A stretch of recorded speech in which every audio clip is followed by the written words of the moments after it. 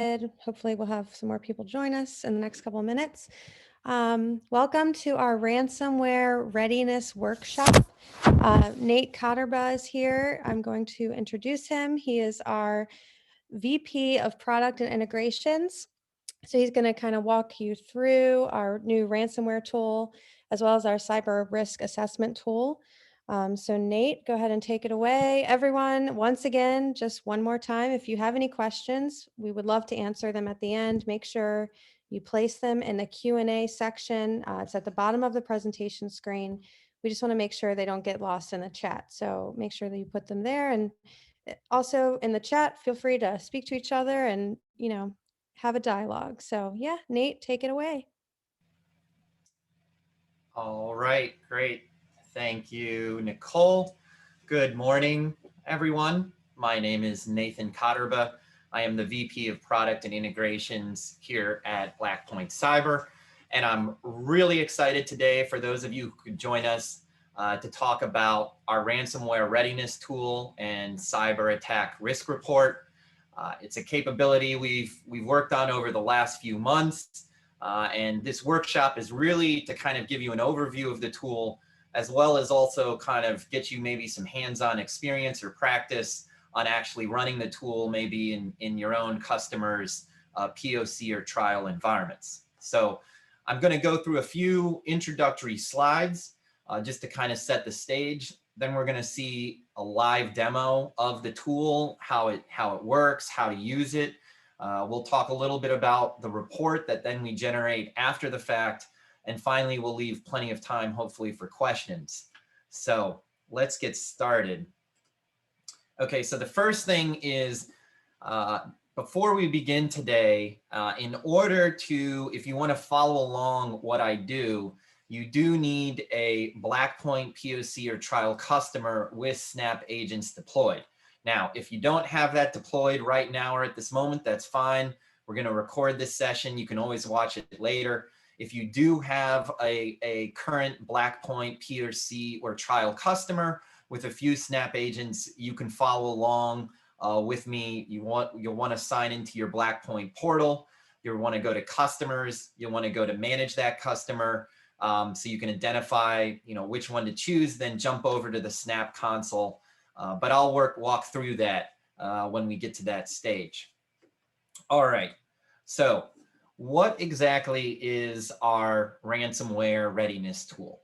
So, the majority of attacks that our security operations center sees today are ransomware related. Last year, particularly leading up to the US general election, we just saw a huge increase in ransomware attacks. And even today, I'd say at least 90% of the incidents that we respond to 24/7 are ransomware related, particularly in the MSP community. Now, what we found is that in most of these attacks, you have about 60 minutes or less to actually stop the malicious activity before it's game over. Obviously, some attacks are slower moving, some are fast, but even if they're fast, the hackers always need some time to position themselves, get their malware in place, and then execute. And so time is really critical in stopping a ransomware attack. If you don't have a capability to stop something under 60 minutes, and really it should be closer to 20 to 30 minutes, you are at jeopardy of kind of a fast-moving, fast-spreading ransomware attack. The other thing that's important to recognize is, a lot of customers and our partners, when they first get introduced to us, say, I've got, next gen AV, or I've got an EDR product, are those going to keep me safe? And the answer is sometimes. Generally, in drive-by ransomware, maybe you have a user, they go to a website, they download a malicious file or click on something. Sometimes the AV and EDR will stop those kind of drive-by ransomware incidents. But when it comes to like a full-fledged ransomware attack, we've seen those products fail time and again. And the reason for that is when someone goes after you or one of your customers, it's an operation. It's like a military operation. And so they are going to, figure out a way to get in that's going to cause the least amount of noise and obviously trigger the least amount of AV or EDR alerts. So as we saw in 2020, a lot of these attacks came in through vulnerabilities or exploits in firewalls or VPN devices. And really, if someone gets in that way and then has an exploit to jump up and get elevated credentials, there's really not a lot that the AV is going to pick up on. Then the attackers will spread their ransomware and their malware using kind of system admin commands or tools. Again, AV EDR, very hard to detect what's good or bad in your environment. And usually the AV or EDR may only start to pick up once boxes start quickly getting ransomware. So we need to get ahead of that curve, right? So what we wanted to do was create a capability that you could run it in your network as well as on your partners' networks that assessed how well your current services and technology can quickly detect pre-ransomware activities and whether they actually will stop those or they will kind of, be able to run and execute. It's really a call to action capability for you so that when you approach your customers and they ask, why do I need 24/7 MDR? Why do I need, around the clock monitoring? Why do I need real-time response? You can run this tool and say, this tool demonstrates that you are susceptible should something get past your AV or EDR. All right. So I kind of touched a little bit on the goal already. So the tool that we built simulates realistic pre-ransomware activities. And really it's to understand how well does your current infrastructure, security technology, and services respond to this tool's activity. Before we go any further, I do want to caveat that the tool is not perfect. We all work in IT worlds, and everybody I'm sure on this webinar understands that every IT environment's a little different. It's configured differently. There's oddities among OSs and just environments all vary. So while the tool, we've tested it as best we can and we have, plenty of good success stories, it is possible that in certain environments it does have issues. So if that occurs, please reach out to our support, contact your inside sales rep or someone at Blackpoint, and we'll work with you to get that resolved as quickly as possible. All right. What does the tool do? Okay. So the tool simulates enumeration, reconnaissance, and lateral spread activities. Essentially, what we're looking for is, let's assume someone gets past your perimeter defenses and gains a foothold in your network. The very first thing that they're going to start doing is understanding, what is the network layout? What access do they currently have with maybe the account they're using? Where could they go to steal additional account credentials? Could they remotely execute activities? And could they move their malware, around the network? So that's really what we're assessing. And I think it's important to touch on what the tool does not do. So it does not install any malicious software or download it. It also doesn't change any system settings. It doesn't read or export any documents or system contents. And most importantly, it doesn't actually encrypt any files, right? This is not a tool that's going to try and encrypt either dummy or real world files to simulate that final stage of an attack. What it's really doing is assessing and executing activities in the pre-ransomware, that stages before the final attack, because that's the window you have to stop something. Once the malware starts encrypting files, at that point, you can only pray that your AV or EDR might block it partially through that process, or you've got really good backups. So we don't want to assess or test that part. There's plenty of other tools out there, or AV companies, will tout everything that they can do at those stages. What we want to know is, do you have a capability in those 20 to 60 minutes before that final attack to actually detect and stop what could be a very bad day? So hopefully that explains exactly what the tool does not do. Okay. Before we get into actually running the tool, let's talk a little bit about requirements. So The tool is only available for MDR trial and POC customers. Why is that? Well, if you're a current Blackpoint customer, you know that we are monitoring your clients' networks 24/7 with our SOC.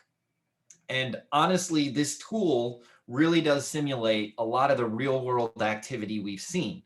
So if we had our customers, just randomly running this tool in live 24/7 MDR environments, it creates a lot of activity for our SOC that we still need to triage and evaluate.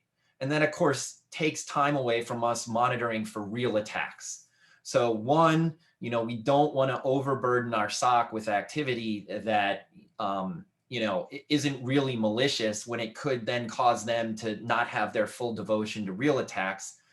Also, it ensures that if there is an issue or something that goes on, we can, grab information in logs and we can better understand what happened.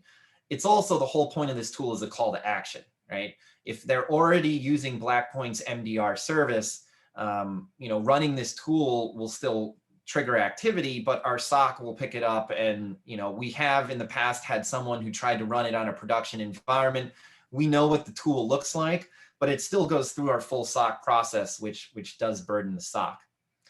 The other thing is that the tool is a piece of software that must run on a Windows OS device running Windows Server 2008 R2 or greater, or Windows 10, and it must have a Blackpoint Snap agent because it's our agent that actually triggers the tool to start executing. Finally, you need domain admin credentials in order to execute the tool and allow it to carry out its activities. So those are the three primary requirements. We'll see them a little more in action when I get to the actual live hands-on part, but keep those in mind. All right, here's the overall process for kind of using this tool and generating your report and setting up that call to action for your customers. The first thing you need to do is add a customer in the Blackpoint portal. And then you need to download the Snap Agent installer for that customer and deploy the Snap Agent. Now, those three steps are the same steps you would do in a POC trial. So if you're already in a POC trial, you've already got everything in place you need to do to run this tool and generate the report. If you're new to Blackpoint or you don't have any customers yet, we can provide the information to sign up so you too can kind of deploy this out on a trial or POC customer and then run the tool. So the bullets below the check mark you can see on your screen are what we're actually going to walk through today. All right, so let's get started. The very first thing we're going to do is essentially show how to get to the Snap Defense network map for the customer. We're going to then walk through selecting a Windows device to run the tool. We're going to execute the tool. We're going to check for alerts, confirm that it's working, and then talk a little bit about generating your report and what does it actually mean. All right, so let me switch my screens here real quick. All right, so what you see now is our Snap Defense technology. This is the technology platform that our team is using 24/7 to keep our MDR clients safe. And it's completely proprietary. We built it at Blackpoint based on our years of doing real world cyber operations. One of the nice things we have with our Snap Defense platform is a live network map. So this actually will map out every device that we detect in your environment. And here we can see we're with ABC Bank. So if I'm in the portal, how do I get to the network map? Well, it's pretty easy. Whenever you log into the portal, and this is the Blackpoint portal, there's always a link down here to log into Snap Defense. And if you click this, this uses single sign-on to take you right into the Snap Defense user interface. Now, our platform is multi-tenant. And so if you have multiple customers with Blackpoint, you can select the customer you want using this pull down. You just click it and you can select a customer that you want. And if you want to know which customers are trial or not trial, you can kind of look in here in your customer portal. Now, what I'm showing right now, these are all fully licensed. You can see that because they have a license and they don't have a little trial. If it says trial account or trial with the customer name, that means that's a customer that you could run the ransomware readiness tool on. So I've come over, I've clicked my link I've clicked the login to Snap Defense. I've come into Snap Defense. I've chosen the trial customer I want to run the tool on. And that's how we get into the Snap Defense network map. So the next thing is choosing a device to run the tool on. So as you can see here in my network map, I have quite a few different devices. I've got some servers, I've got some endpoints, I've got some unknown devices. In order to run the tool, you click on a node in the network map, which brings up our circle menu. Now, if you click a device, there's a couple of ways to kind of help you choose a good device to run the tool on. The first, as I mentioned, is it needs to be a Windows device. So clearly, a question mark device means we don't know as much about the device's information. And when I click it, I see a very limited circle menu. If I click on a Windows device dictated by or notated by the Windows kind of logo on the device, I'll see a much more elaborate circle menu. Now, you may not see all of these different buttons. Some of them are tied to permissions and are only available to our SOC, but you should see, this button here, which allows you to collect a manual device survey or information from the device. And also you should see this icon right here, which is, as you can see in the pop-up, the risk test tool. All right, so let me zoom back out there. So you want to choose a Windows device. It also needs to be an active device, right? So what is an active device? Well, the easiest way is a device with a green circle around it. You can see that for devices that are like unknown, or if we inferred and drawed out kind of a switch or a subnet icon, there's no green circle around it. And sometimes if you see a yellow circle, that means it's been inactive for a while. But you want to choose a device with a green circle, and you want to choose a Windows device. Okay. A few other kind of best practices when choosing a device. Our tool does trigger our data collection auto orchestration, right? Because we're simulating almost, that very realistic real world activity. So I would advise not running the tool on a super heavy utilized server. We have some clients who are kind of, really maxing out that hardware and barely have enough, CPU or RAM to kind of, surge. The tool is not, overly resource intensive, but it is going to trigger our agent and other agents in the network to collect data. And if you choose a heavily utilized server, we don't want there to be kind of any impacts to your operational activity. So my advice would be, if you're going to choose a server OS, choose a server that's, got some good resources on it, isn't heavily utilized, or if it is, is balanced. That's one thing to keep in mind. The other thing is you want to choose a device that's in a subnet with some other Snap agents. Now this is important, right?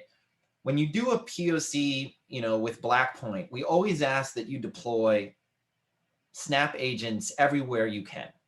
And a lot of our customers say, well, why is that? Can't I just deploy one Snap agent? When you deploy one Snap agent, you might see a very impressive network map like this. The challenge is our whole technology focuses on lateral spread and privileged remote access. And if you only install one agent, we really don't get to see both sides of that lateral movement, which is why we ask POC customers and our partners to always deploy enough Snap agents to really get more of a realistic understanding of that lateral movement and privileged activity. So if you've deployed only one Snap agent in the whole environment and try and run this tool, you're not going to see a lot of interesting stuff. If you deploy one Snap agent in a subnet and no other Snap agents in that subnet, you're not going to see a lot of interesting stuff because we detect other devices using ARP and subnet information. So what you want to choose is a subnet or a part of your network where you have, a decent amount of Snap agents deployed. And a way you can kind of tell how well the tool is going to work is by looking at the metadata of the device.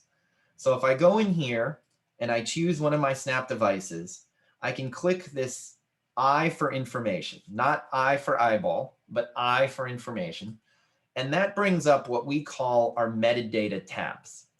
And this is the information that our agent is regularly collecting, as well as collecting during suspicious activities that our SOC is using to really understand what's happening on that endpoint.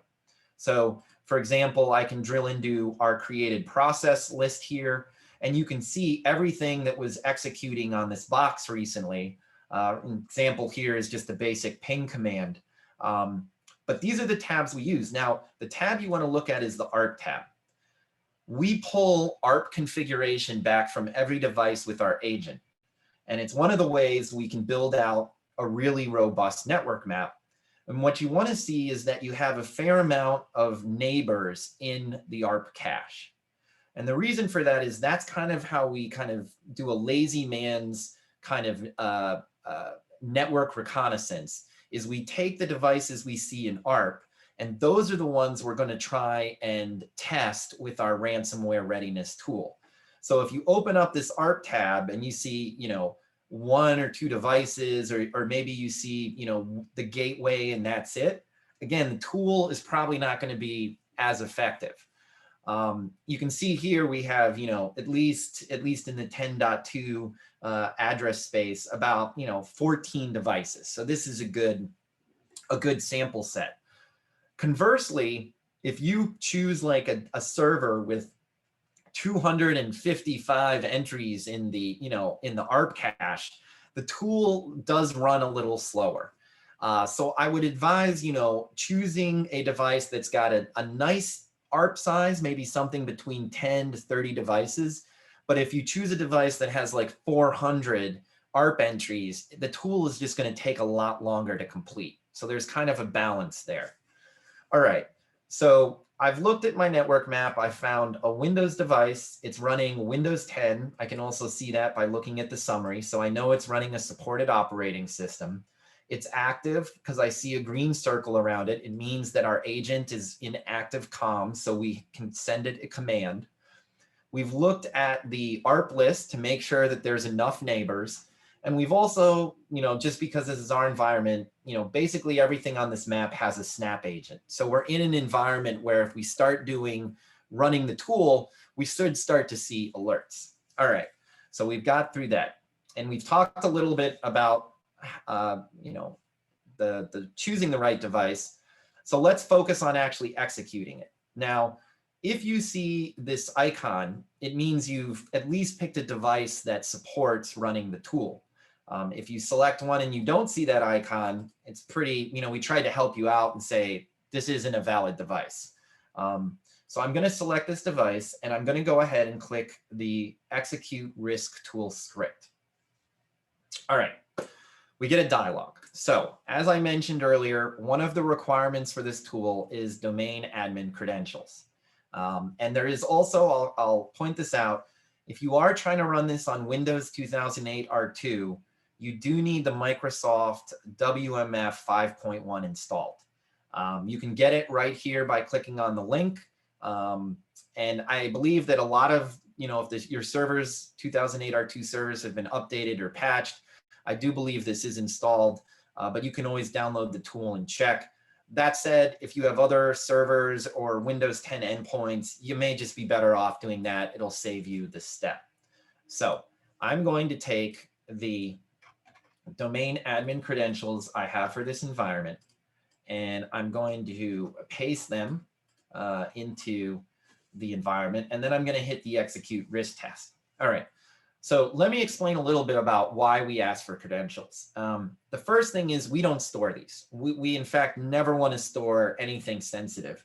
When you put these in, they immediately get encrypted and routed right down to the agent, which then uses them to execute the tool, and then they're gone. We don't want to store them. We don't archive them. It's why every time you run the script, you have to put them in. The reason we need the credentials is because we're going to be executing activity at a privileged level. And we certainly, we could have you put in, create a new account, create an account with specific privileges, then put that info in, but that's just another step, right? The whole goal here is, let's assume that someone has privileged access in your network. How do they get these creds? I mean, there's tons of ways, right? Spear phishing, exploit, dark web. Maybe someone's credentials are out on the dark web. I mean, we again are not trying to, we assume a breach, right? We assume someone's gotten these creds. This is the worst case scenario. So now the question is, how well does your current environment do in this scenario? So we put in the creds. We're going to hit execute risk script. We're going to go here. We have a little warning. We're going to click yes. And if the tool successfully gets kicked off, you'll see in the upper right this little pop-up, risk script request submitted. All right. So our platform is going to instruct our agent to now take this tool and to start executing it.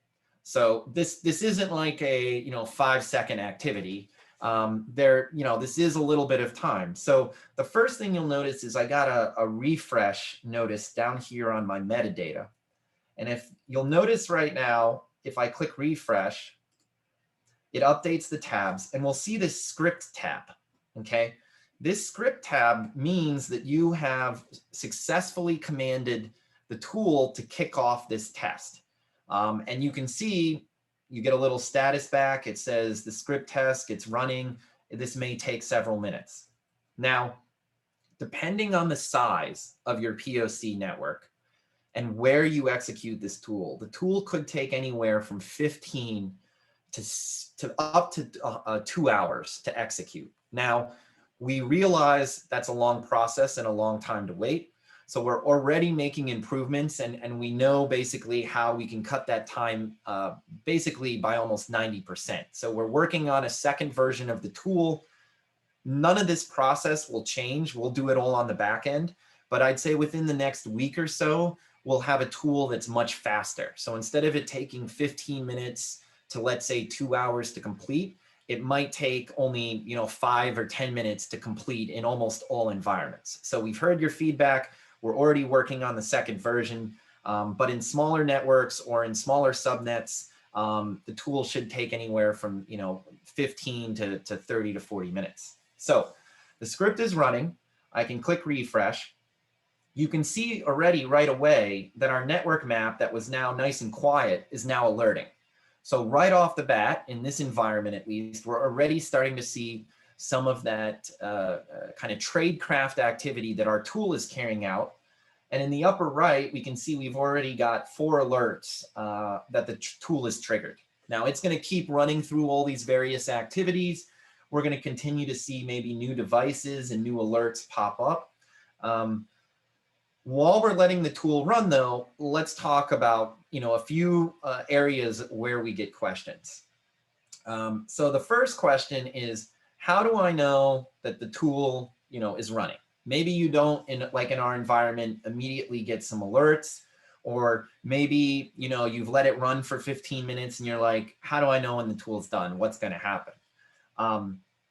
So there is a couple of ways to identify if the tool is running. The first is to hop into the Windows Process tab for this device and to search for our Blackpoint RRT, right? This is the name of the process that's actually triggering this like pre-ransomware activity. And you can see it right here. It's running. And so this Windows Process tab will continue to be refreshed and updated. So if you're ever curious, is the tool still running or not? you can come in and look here in this Windows Process tab. If you want to collect a current snapshot of the device's data, you can click on the icon, choose this icon here, which will go out and collect a new set of metadata manually from the device. And when that comes back, we'll see, we can refresh, and we can see that the timestamp is basically 11:30, so it's the recent, and we can look for the Blackpoint RRT process again. And what I'm showing you here is actually some of the threat hunting that our own SOC does using these tabs. But in this case, we're just doing it to understand where, is the tool still running? All right. So that's one way we can check if the tool is still running. There is another kind of way to check, and that's using the global search up here. So this global search searches all the metadata for the entire environment in the last 48 hours. So if I do Blackpoint RRT in quotes up there and hit enter, we're going to get a result of everywhere we've seen the tab, everywhere we've seen that metadata show up in our collection. And we can see here, here's the Sophos 01 box I ran on. I started, the first time we saw it was at 11:27. We can see it's now 11:31, and it's still showing up. So this is just another way to kind of understand maybe where this tool has been run in your environment, and where it's currently running. All right, so we'll close that out. We can see now we're getting quite a few boxes lighting up with new alerts. And over here, if I scroll down, we can see a bunch of share successes. And so different types of alerts will continue to trickle in. All right, so we're gonna keep kind of letting the tool run. Let's just go over a few kind of fact questions that we sometimes get. Yeah, sure. Really quick, I just wanted to mention there were a couple people who mentioned that they didn't see the option, like the risk assessment icon on their on certain devices. So I wasn't sure if there's kind of a reason behind that or. Yeah, so again, it needs to be an active device and you need to be in a POC customer. So typically if you don't see if I click on a device and I don't see the risk execution script, it typically means that you're not in a POC customer, or the device is not active, or it's not a Windows device. Now, it's possible, depending on the permissions that were kind of configured with your account, that the button may not be visible to your particular user in Snap Defense. That shouldn't be the case, but if that is the case, if you send a notice to anyone in the chat here or to support, we can make sure to go in and add that permission check if you are in a POC customer and you do have active Snap agents deployed. Okay, thank you. Sure. So that's a great segue to some of the questions that we sometimes get that I just wanted to address while we let the tool run a little bit longer. Sometimes when you go to execute the risk script tool, you might see in the bottom right down here that the risk script failed with an error and that it cannot start the service on the Blackpoint RRT on computer. That typically means that the credentials you've entered are incorrect. If you're especially trying to type in a long domain admin password, it's not uncommon, especially since we obfuscate the characters, that you mistype something. If you type in the wrong password, it does take a few minutes for us to realize it's invalid and send this back. But if you do see this message, it usually indicates that you've typed the password in wrong. So maybe, open up TextPad or Word, type it in, validate visually it's good, copy and paste it into the dialog, then obviously delete it out of the text file. Don't like persist it on your computer. So that's one of the errors that might occur. The other error, although it's not common and it'll be resolved in our upcoming update, is that the risk script can time out. And you can see that error in the upper right graphic. Again, we give the tool 2 hours to run. In most environments, that's plenty of time to complete. In very large environments, or if there isn't, a lot of subnet kind of segregation, or network segmentation, sorry, it is possible that it may time out. Now, if you get this error, there's really not much you can do aside from trying it on another Snap device. So I would go to something that's maybe in a smaller subnet or has fewer ARP connections and run it there. Typically, this will time out again if you're choosing like a domain controller that knows about 500 plus devices. It has a higher potential of timing out. When we release our update to the tool in a week or so, this timeout will be very, very rare. Like I said, we're going to take the tool's execution time and drastically cut it down. So we've talked about invalid credentials. We've talked about timing out. The script tab shows that it started but never updated. Again, should probably give it at least 2 hours to run. If you either, when you go to launch the tool, never see the script tab, or the script tab shows this and never updates past that, it is possible that something did happen with the tool. Like I said, we tried to test this tool, but every environment is inherently different.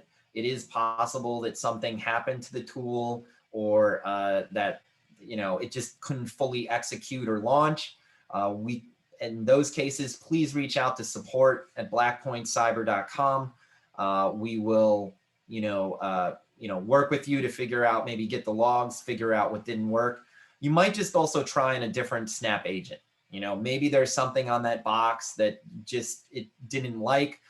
So maybe try it 1 or 2 other places. If it consistently doesn't work or fails, at that point, I would say it's worthwhile to reach out and we can work with you. And maybe there's something we can do to push out an update to fix that.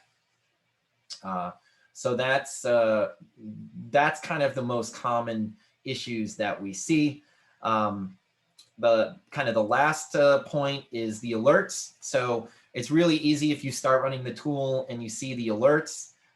As we've seen over here in the live version, we see the alerts coming in as well as in this up box at the top. Now we can see we're getting a lot more. We're getting privileged remote executions as well as process violations.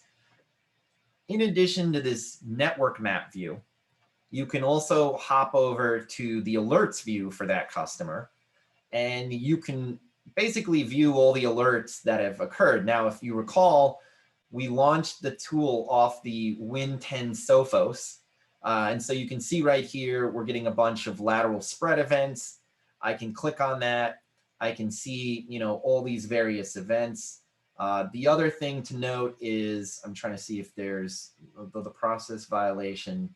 I'm just trying to see if we've gotten something in yet that was a little more specific directly to our tool. But on the back end, we're kind of monitoring and we know what events we trigger versus what's kind of noise in the environment. So this is another way just to see, I've launched the tool. I'm seeing some alerts come in, especially some associated with the device that I've executed the tool on. And now it's just a matter of kind of waiting for the tool to complete. So again, this is kind of like that old, set it and forget it. At least currently, unless you enjoy kind of clicking buttons and, slow drinking your coffee, I'd suggest, maybe doing some other work, checking emails, maybe in an hour coming back. And how do I know when the tool is done? So if you click on a device, and I ran this script earlier, but you click on the script tab, and you can get history too in our tool. So I ran this tool a little earlier this morning. You can see here, it started at 10:44 a.m. and it finished at 11. So it took about 15 minutes. This is the original message you'll get when the tool starts. And then when the tool is done, you get a much more elaborate kind of readout, right? And so some of the things, we basically go through things we detected, some of the things we tried to execute. You don't need to make sense of this file. That's what we do. This is really for us kind of to let you know it's done and also log some of the activity and results we found. At the very bottom, we basically, spit out say it's finished right here. We also say, about how long it took, 15 minutes. And once you see this view, the test is done. So the tool is fully finished executing. And that basically wraps up how to use the tool in the environment. So once you're done with that, the next stage is to go back to the Blackpoint portal, click on the sales enablement section. If you haven't uploaded your own corporate logo, please do. This is how, if you want branded reports, you add the logo under the report branding tab. You click on the cyber attack risk report tool. And at the top, you basically have the same, a summarized set of instructions on how to execute this tool in the process. This video is much more detailed and elaborate, but this is just a quick reminder. We are working on a shorter video as well as a knowledge base article that you can reference. It's a little more detailed than just this, but for now, this is a nice kind of quick summary. So once you're done running the tool, you can come down here and see the generating a report section. So by default, and let me refresh this real quick so you can see what it looks like when you first come in. There's a checkbox that says, I have run the ransomware readiness tool on a trial customer. You really need to run the tool before you generate the report. And this is just a kind of check and reminder to say, did I run the tool? And did I run it on the customer I want? So I say yes, I click next. I then choose the customer. Of course, my session has gone asleep, but you click here to choose a customer and it will say list all your POC only customers. So you choose the POC or trial customer where the report was run and you click your generate report. This report takes anywhere from 10 to 15 seconds all the way up to 30 seconds. When it's done, it generates a PDF with a link, and you'll then be able to open it and view the report. You also, at that same view, have the ability to download a discussion guide. So we built a guide to help our partners understand what's in this report and how to talk to your clients. So I strongly, strongly advise if you're going to use this tool, definitely download the discussion guide, definitely read through it. It's great for your sales, or account managers to read through. If you want to provide it to the end customer, by all means you can. It's a little more technical and it definitely more geared towards you, our partners. You can read through it. It breaks down every section. It also has good talking points and kind of stats. So again, empowering you and your account managers to be knowledgeable about what we did together in that POC environment. The report, has basically 3 sections. It's the ransomware readiness, list of remote privileged activity, and then we even do an external vulnerability scan. It's not invasive, using the IP addresses that our Snap agents detected. So this is an example report I ran. The ransomware readiness section right here, this is based on that tool being run. So you can see we've got red circles, our risk level is high. We define why it matters. If you run the report and this tool is gray, it either means you didn't run the tool or it didn't, finish, or there's something kind of going on between the tool and the report. If that happens, again, we're always here. Reach out to support or reach out to anybody that at Blackpoint, and we'll be able to understand or figure out what happened. It doesn't happen a lot. Most times, 2 things happen. The tool was never run in the environment, or customers, our partners kind of ran it in one customer and then generated the report for another customer. And obviously we can't detect the alerts, or the risk tool didn't execute or complete. Maybe it failed, maybe it timed out. And I'd say the third most popular reason why these circles might be gray is, again, if you only deploy one Snap agent and run this tool, we don't have the data from the other agents to really understand whether your activity, whether the tool was successful or not. So again, if you deploy one agent, which we never advise to do because it's really not a good way to evaluate Blackpoint's technology and get a free assessment of your environment. So you want to deploy multiple agents. And if you only have one agent deployed and you run this tool on that one agent, you're going to see no alerts because we can't detect the lateral spread.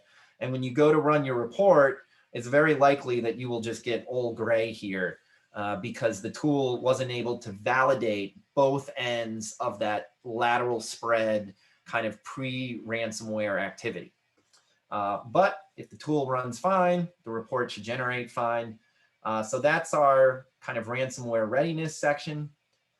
The remote privileged activity, we just take all the privileged activity we've seen in your environment and kind of generate a summary. This is just as important as the ransomware section.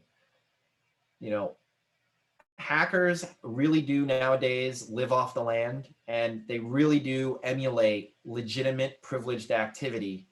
One of the things that we do at Blackpoint incredibly well is monitor this activity for you and your customers 24/7. So it's important to understand what's going on in the environment. This is just a high-level summary. Our SOC has much more details. Even our monthly report has more details of this. But the goal is really more of a call to action, talking point to your customer. In this environment, we see 9 privileged accounts. We need some way to monitor those privileged accounts. AV, EDR, they're not looking at privileged accounts per se. They're not looking at, what kind of lateral activity they're doing.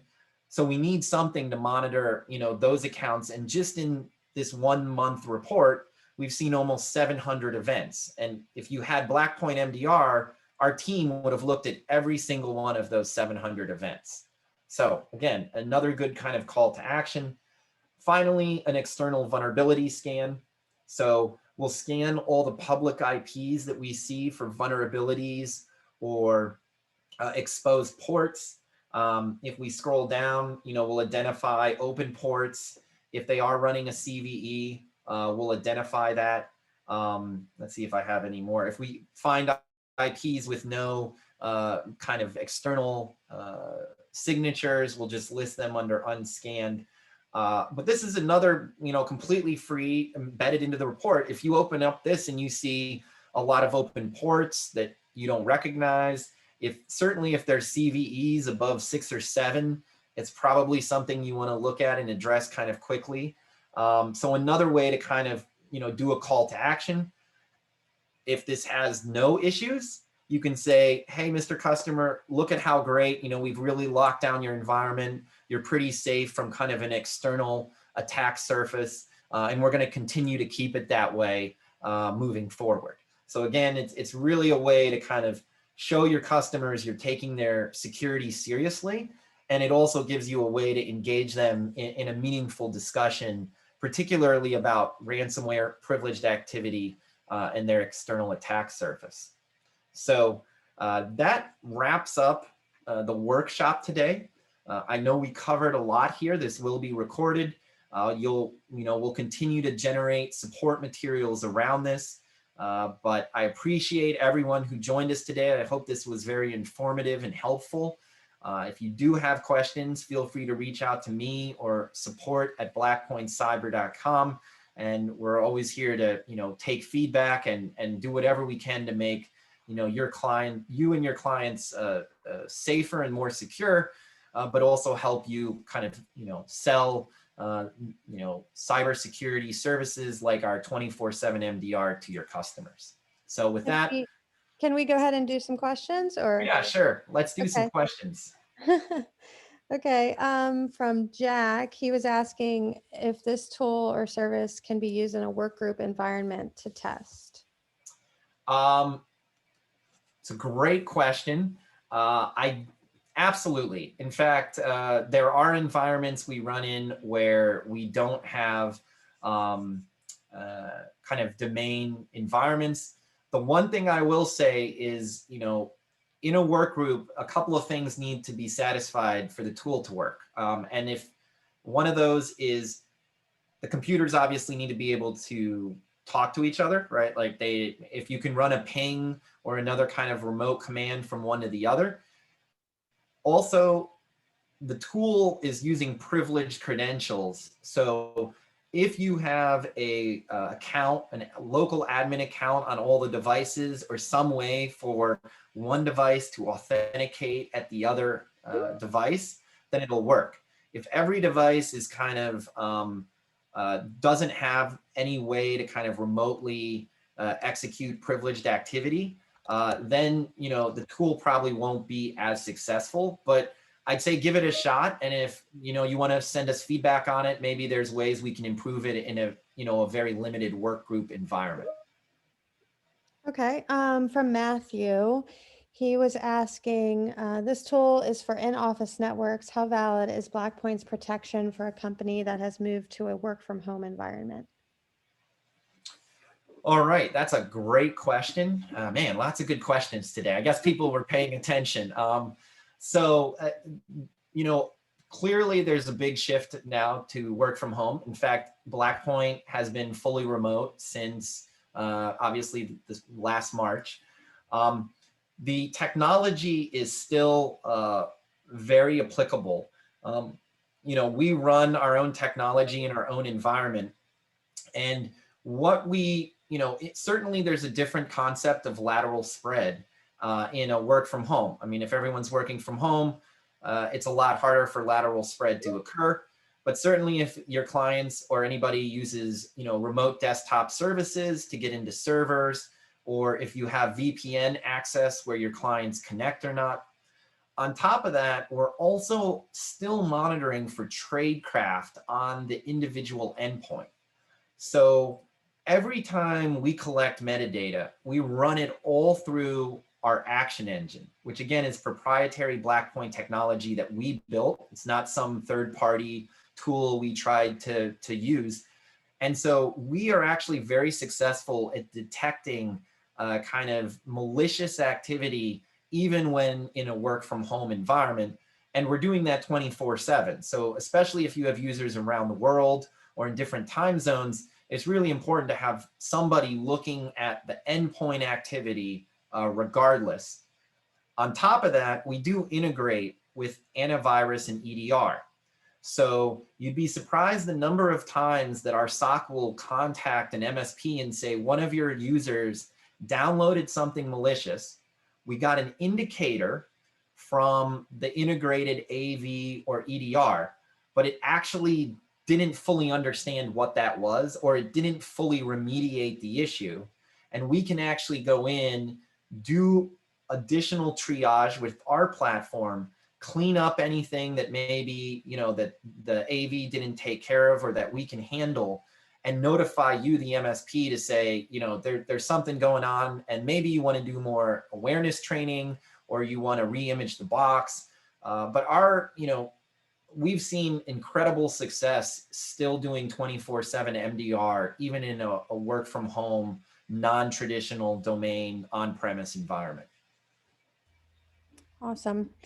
Okay, Kit was wondering, is it possible to run the tool with the end user's credential to see how that specific system reacts to ransomware? Right. So again, I would say give it a try, but I think you'll probably either get an error message back or you're not going to see a lot of activity. We're not really focused on the individual computer, right? And we're going to be making tweaks and adjustments based on feedback. This is our version 1. Obviously, we have a lot of things we'd like to do with the tool, but we're not really assessing, an individual device with this tool.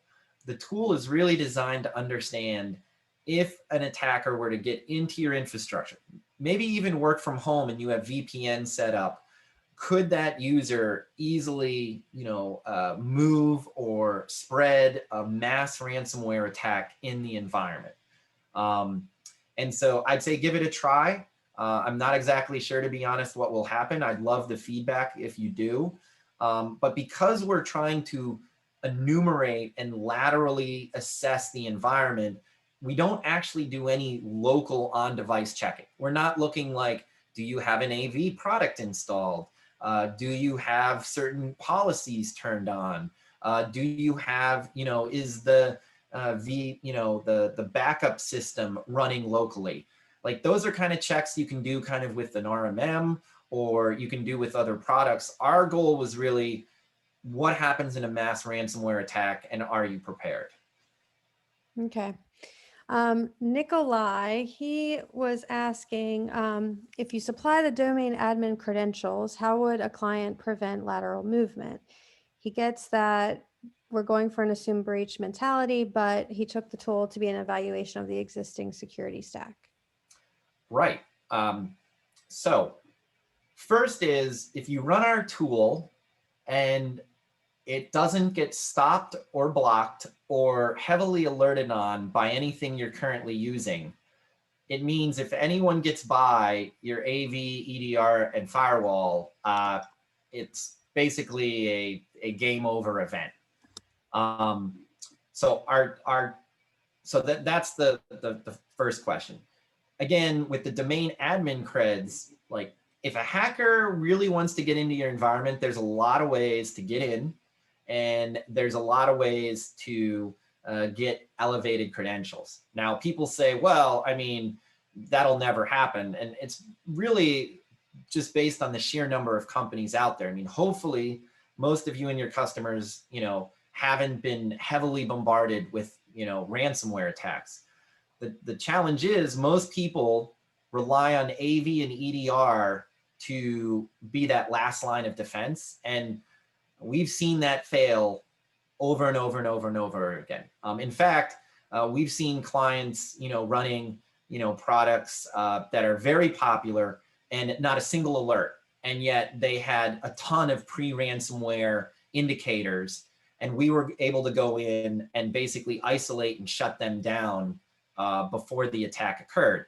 And so that really is the power of this tool. It's, if the tool runs and it lights up your map like a Christmas tree and nothing is stopping it, it means literally, if someone were to get in with creds, you would probably be spending your time, negotiating a ransom or, recovering from backups, and no one wants to be in that spot. So our technology and service is designed to be monitoring for this activity. Like, if you launch this tool in our SOC, probably within 10 minutes, it would be snuffed out. And that's just based on, this tool is so noisy, and but it's also clever. And AV, I mean, you can see this lab we're running in. It's actually our AV integration lab. We have almost every AV product running in here, and our tool is running fine, no issue, right? I mean, it's lighting up boxes all over the network map. What is AV and EDR doing? I mean, they might be triggering a few, hey, this is a little weird, or maybe that, but they certainly aren't handling this issue. And in the last half an hour, this client would have already been ransomware. So that's really the power of this tool. And it's really the power of Blackpoint MDR. And it really sets us apart from a lot of what's out there in the MSP space. Awesome. All right, we only have 2 more questions, so let's try to get through them real quick. Okay, I'll talk less. No, you're good. I love thorough answers. I'm sure everyone else does too. So does the Snap agent, other than this tool, detect persistence mechanisms such as created scheduled tasks, new startup items, etc.? Great question. So It depends. So one of the things that we're constantly doing is improving our kind of metadata collection. So we are looking at some persistence mechanisms. So things like WMI persist. We absolutely are. In fact, we've caught several nation states using that persistence mechanism. Specifically right now, we don't collect created process or scheduled tasks, although that is on our roadmap for this summer. We do pick up on the activity that creates those scheduled tasks. So that action engine I mentioned before is constantly reviewing all the kind of process creation activity on the device. And so if we see someone get in and, for instance, run the scheduled task command to create a scheduled task, that goes through our action engine and gets flagged with a score, and an analyst will look at it. So we don't, today have a little tab down here. I'd love to have one. We're planning to add one. But we do pick up on that creation of the event, which for us is almost a little more important when we're doing 24/7 monitoring to kind of kick off our triage process. So I think I guess that's how I would answer that question. Oh, I will, one more caveat though. Our goal, and this is kind of important again, because it goes back to our philosophy on that, and I wanted to include this quickly. If someone's already establishing persistence on your boxes, it's pretty much close to game over. Again, manage detection and response. If it's not 30 minutes or less, it really is, you're paying for something that you're not getting value out of, to be honest. Once someone is establishing persistence hooks, which tend to be noisy to create, and it's how I said we picked them up earlier, it means they're already in your network. They probably already have creds. It means they're probably already spreading their tool set in their environment. And you do not want to be at that state. If people are setting persistence mechanisms at any volume in your environment, it's a very bad sign. And our MDR service is very good at stopping them before they get to that stage, or as soon as they go to create that first scheduled task or persistence entry or registry edit. We pick that up and we kind of snuff it out at patient zero before it turns into a bigger event. Got it. All right. And then the last question, which is, is the Bitdefender AV integration ready yet? Oh, great question. Yes, it is. You can today go into a customer. You can click on the manage. It's not for POC or trial customers, but if they're a paid customer, you can go into the portal, find the customer or customers where you'd like to add the integration, click the manage button. I'm on our staging environment, which is a little, of course, my session timed out. Click the manage button. In the upper right, you'll see a section for integrations. You click add, choose Bitdefender, put in your API token, select your customer, and that's it. That's all you need to do. So it is live, it is ready. So please, if you do have Bitdefender, go for it. And we'll actually be putting out a press release either tomorrow or very early next week that it's all good to go, and as well as have some supporting materials on how to configure it if that wasn't easy enough. Yeah, we will definitely be sending out some documentation. Nikolai, I just saw you asked if we would be. Yeah, so like Nate said, in a couple, and either this week or early next week. Yeah, so I guess that's about it. Everyone who's still here, thank you so much for joining. I did put a link in the chat if you are not a partner already, but are interested in learning more about becoming one. Please go there and fill out the form. And yeah, hopefully this was super helpful, and we'll definitely be doing more in the future. So thanks everyone, and have a wonderful Wednesday. All right. Thanks, Thanks, Nate. everyone. Take care.